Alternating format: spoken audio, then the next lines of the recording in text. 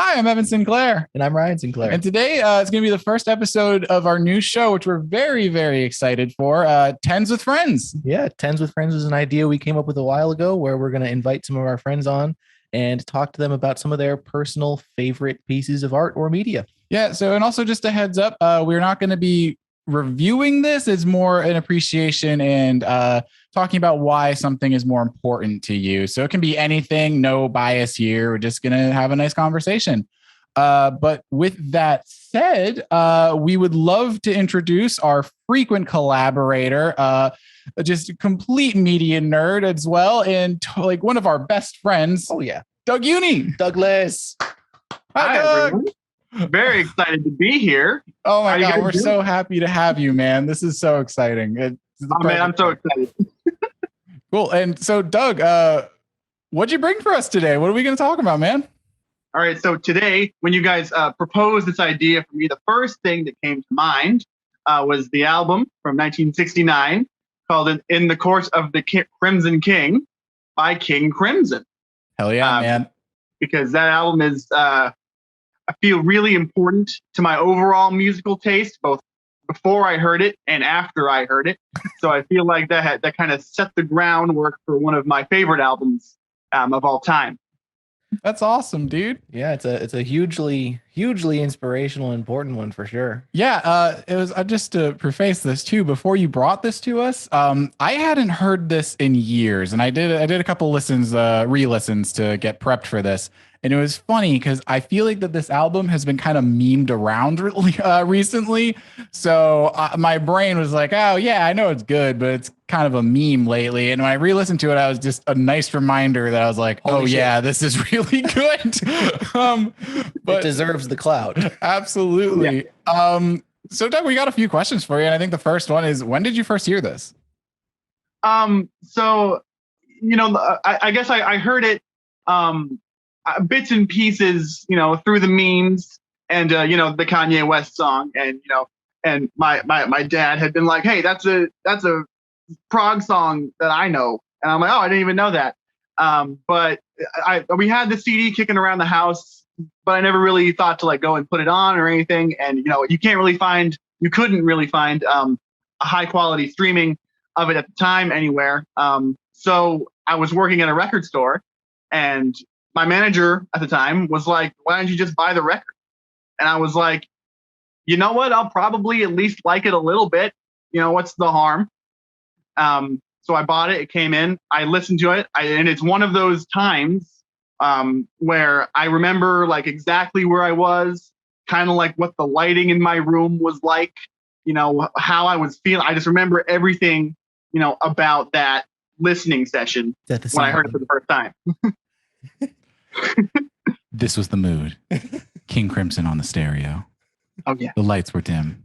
Wait, that headphones actually, on. That makes me think. So is Mr. Younie the progenitor prog fan, and is he the original prog fan in the family? I would say, him and his Riz brothers were definitely into it too. They've seen, the shows back when it was like in its height. Wait, they actually saw King Crimson back in the day? No, they didn't see them, but they definitely saw other prog acts of their time.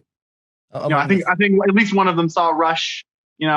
So that was they were definitely in the culture. That's awesome. And what year was it that you found this album? I would say I think it was like late 2018, early 2019. So this is fairly recent for you. Yeah, it's fairly recent. I've liked, progressive music for years, but this one just kind of flew under the radar. I kind of knew that it was, one of the more well-known ones, but again, it was kind of hard to find at the time if you didn't want to listen to it like on an MP2 on YouTube, Yeah. Because I didn't really want my first streaming stuff, right? Right, yeah, they were pretty reluctant to put it on streaming until I actually already heard it. So I was like, I don't really want my first listen to be like a really compressed, low quality, recording. If I want it to be like a good recording, so I thought I was buy the record, and then the rest is history. That's awesome. You were kind of saying that like why this is important to you is because you kind of feel like you had heard so much influenced by this, but you had never had that puzzle piece kind of fit the whole picture before. And you're just like, oh my God, like so much music that I love stems from this record. Oh yeah, absolutely. Like I would play music, or either like around my friends or just around people, and people would say, "Oh wow, that really sounds like I can tell they're pulling from King Crimson here. That's really creative." And I'd just be like, "Yeah, you're probably right." But when I heard it, it just kind of, I like I said, it's kind of all like came together, and being like, "Wow, this is everything that I like in progressive music." And this really sets a bar for everything that I should like in progressive music going forward. Oh, I love that. Well, I think that kind of leads us into our next question for you, which is like, how has this influenced you in your life? Wow, like influenced me. It definitely like made me want to explore other things that sound like this. Because before then I was listening to like the more popular, progressive music, the Rush, the Yes, all that stuff. But after hearing this, like, oh, maybe what else that's maybe smaller that could sound like this, that other people that like, maybe like me that heard it say, oh, I want to make this. And let's see what we can do with that, and just to explore other artists and other kind of maybe even subgenres that do stuff like this. Mm-hmm. Something that I think we can both appreciate, me and Doug, is that the drumming on this record is stellar. Insane. I don't think we've ever mentioned that you're a drummer on this channel yet. Really? Have we? Have we not? I don't think so. Oh, I don't think we have. I do. Me and Doug have that in common, actually. Well, it's funny that you say that, actually, because again, like the first time that I heard this, I had heard the main sort of riff and verses from the first track, 21st Century Schizoid Man. But then after that riff happens, it just goes into this really insane, frenetic, really tight, cymbal work, and just they're all just locked in, and then just the rhythm work on the rest of that song took me completely by surprise, because the first half is just kind of heavy, and it's probably one of the more heavier songs of that time. It's almost even like pre-metal, in that Black Sabbath range of just like really just open string, just huge chugging sort of, and then like to go from that to all these intricate, crazy, time switches and really, horns delicate are locked playing. in. It's really crazy. Yeah, everything. It's just, like I said, it's just so tight and perfect, and you can tell that they're really like locked into each other when they're playing that bit. So I'm not as well versed in this album as either of you two are, and I have a question for both of you, actually, if either of you can answer it. When I was re-listening to it the other day, and keep in mind, I don't think I had heard it since high school, so probably almost 10 years ago at this point. Wow, really? Yeah, because I remember, I think Dylan Hatton was the first person to show it to me, and anywho, you got to get him on the show. We should. What my question was is there a story with this album, or at least a theme of a story? Because I kind of felt like I picked up on something going on, like there's a bit of a journey, at least thematically, with this album. I didn't know if that's been talked about or not, or if it's just songs. I actually don't know. Doug, do you know? I haven't looked into it. It does definitely feel like there is, at least from, like as a song by song basis, they're not just singing about things. They are singing at least a story within the songs. Definitely narratively driven in a unique sense. I'm not sure if there's an overarching thing. Like I know 21st Century Schizoid Man is definitely about like American foreign policy and shit. And I'm pretty sure, at least I was reading the Wikipedia page, and I remember it mentioned how the theme in that one at least is about like America invading other countries, I think. Interesting. But I don't know if that ties into any of the other songs. That's really the only one that I got a grasp on. Yeah. Also re-listening to this, I don't know why I forgot about this, but I forgot that it's only the first and the last track that have vocals on it, right? No. No, there's more. It's the whole. I don't think there's a single soul instrumental it's track. Moonchild. I thought Moonchild is instrumental. Is it not? No, there's the first half. There's some vocals. Oh, okay. Okay. Well. Okay. Closer. Hey guys, welcome to my YouTube channel where I'm going to talk about things. Fake prog fan. You right here, actually. Do you even know who Rush is, bro? I see lyrics under Moonshine. Dude, he has the evidence. Oh no. Okay. Well, actually, wait. Now that you've got that pulled up, Doug, do you have any favorite songs? You know, well, I mean, the whole album as a whole is like the favorite, but I think the moment that I realized that it was going to be like one of the important albums for me was when I heard Epitaph. For the first time, because you know, you have like the crazy heavy first track and then the really calm and beautiful, you know, flute on the I Talk to the Wind, and then Epitaph is just so like anthemic and dramatic, and the vocals on that track are just so emotional with all of the, it's probably a Mellotron move type of thing that they use, that everyone used at that time, but they use it so well. That was like, when I think of that listening moment, that's the moment where I was just like, wow, this album is like really powerful and important, and just, they really captured lightning in the bottle. Yeah, something I was thinking about when I was re-listening to this was the Mellotron on Epitaph and the title track are like, it's just iconic. I love that combo of proggy stuff, but with the, you know, slightly, I mean, I guess calling it electronic is misleading, but that definitely very unique tone of the Mellotron paired with proggier stuff, and to on top of that, you know, be very retained. You know, King Crimson is great because they go crazy, but then they have a whole expanse of the album where they're very refrained and keeping stuff tasteful without getting explosive all the time. And I really think that's something that a lot more prog bands could, you know, take an example of.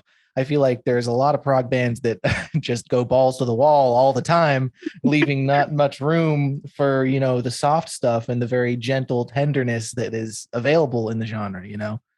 And I think a lot of the prog nowadays, although it's maybe not bad, you know, it's a lot of like, you know, how fast can we play? How many notes per second can we play? How many couplets? And how many numbers in our time signature can we have? And all that's fun to listen to.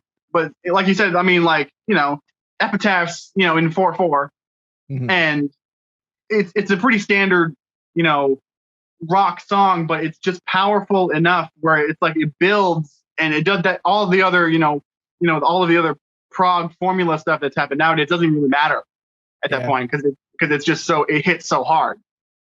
Doug, I also have a question. Do you have any stories associated with this album? Because sometimes, you know, you're listening to specific songs or albums at a certain time in your life, and it'll just bring you back to a moment. I didn't know if you had anything with that yet.